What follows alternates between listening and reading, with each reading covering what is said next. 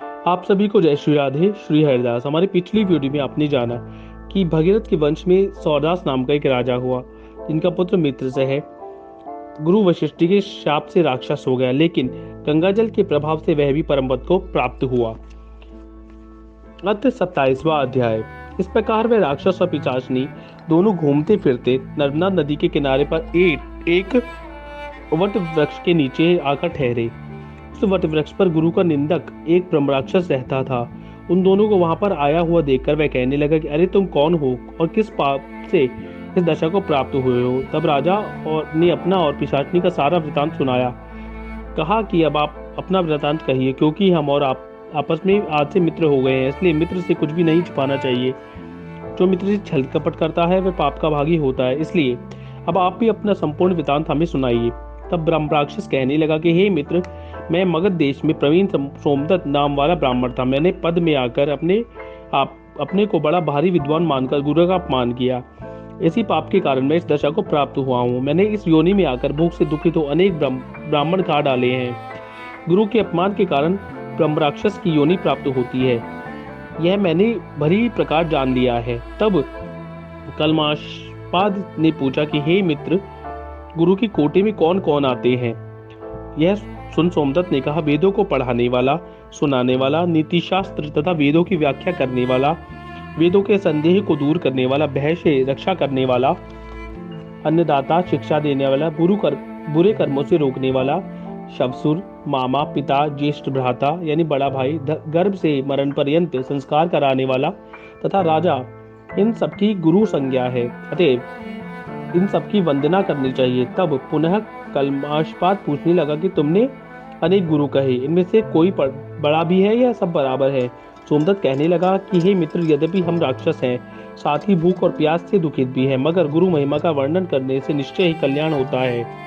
यद्यपि सब गुरु बराबर है, फिर भी इस संबंध में शास्त्रों की व्याख्या सुनो। वेद तथा मंत्रों का उपदेश कराने वाला, धर्मशास्त्र तथा पुराणों की व्याख्या व उपदेश करने वाला, ये विशेष गुरु है। इनमें से प्रमुख गुरु वह है जो देव पूजन कराए, देव पूजा का फल बतलाए अथवा गुप्त मंत्र का उपदेश दे। हमने गौतम ऋषि से धर्म, अर्थ, काम और मोक्ष को देने वाले सब पुराण सुने हैं। एक समय मैं महादेव जी का पूजन कर रहा था, उसी समय श्री गौतम जी वहां आ गए।